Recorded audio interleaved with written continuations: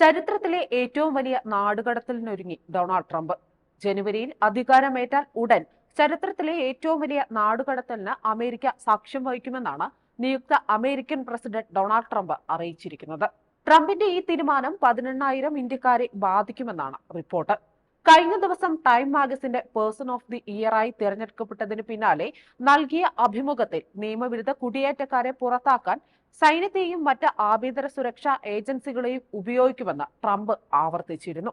നിലവിൽ അനധികൃതമായി രാജ്യത്ത് കഴിയുന്ന ഏകദേശം 15 ലക്ഷം കുടിയേറ്റക്കാരുടെ അന്തിമ പട്ടിക US immigration and customs enforcement നവംബറിൽ പുറത്തുവിട്ടിരുന്നു.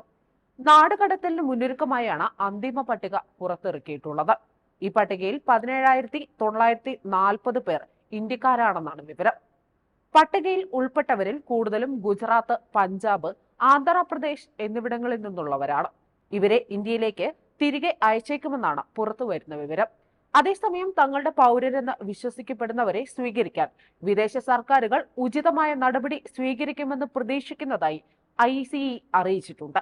സഹകരിക്കാത്തവരുടെ വിഭാഗത്തിലാണ് ഇന്ത്യയെ ICE ഉൾപ്പെടുത്തിയിട്ടുള്ളത്. അധികൃതരുടെ ഏകോപനത്തിലെ കാലതാമസം ചൂണ്ടിക്കാട്ടിയാണ് ഈ നടപടി. മടങ്ങിയെത്തുന്ന പൗരരെ സ്വീകരിക്കുന്ന കാര്യത്തിൽ രാജ്യങ്ങൾ കാണിക്കുന്ന നിസ്സഹകരണം അടിസ്ഥാനമാക്കിയാണ് ഈ തരംതിരിവ്. നിലവിൽ India, Pakistan, Bhutan, China, Russia, Iran തുടങ്ങി 15 രാജ്യങ്ങളാണ് ഈ പട്ടികയിലുള്ളത്. നിലവിൽ പ്യൂ റിസർച്ച് സെന്ററിന്റെ കണക്ക് പ്രകാരം ഇന്ത്യയിൽ നിന്നുള്ള 7.25 ലക്ഷം നിയമവിരുദ്ധ കുടിയേറ്റക്കാർ US-ലുണ്ടെന്നാണ് കണക്ക്. മെക്സിക്കോയ്ക്കും എൽ സാൽവദോറിനും ശേഷം US-ലെ നിയമവിരുദ്ധ കുടിയേറ്റക്കാര്യത്തിൽ 3-ാം സ്ഥാനത്താണ് ഇന്ത്യ എന്നാണ് അവരുടെ കണക്ക്. കഴിഞ്ഞ 3 സാമ്പത്തിക വർഷത്തിനിടെ അതിർത്തി വഴി US-ലേക്ക് കടക്കാൻ ശ്രമിച്ചതിന് 90,000 ഇന്ത്യക്കാർ അറസ്റ്റിലായിരുന്നു. അതേസമയം മതിയായ രേഖകളില്ലാതെ രാജ്യത്ത് കഴിയുന്ന 100ഓളം ഇന്ത്യക്കാരെ കഴിഞ്ഞ ഒക്ടോബറിൽ ചാർട്ടേഡ് വിമാനത്തിൽ US തിരിച്ചയച്ചിരുന്നു.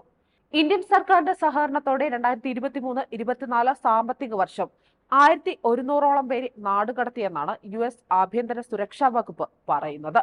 അക്കാലയളവിൽ 145 രാജ്യങ്ങളിൽ നിന്നുള്ള 1.6 ലക്ഷം അനധികൃത കുടിയേറ്റക്കാരെ തിരിച്ചയച്ചെന്നും അതിനായി 495 അന്താരാഷ്ട്ര വിമാന സർവീസുകൾ നടത്തിയെന്നും US ആഭ്യന്തര വകുപ്പ് വ്യക്തമാക്കുന്നുണ്ട്.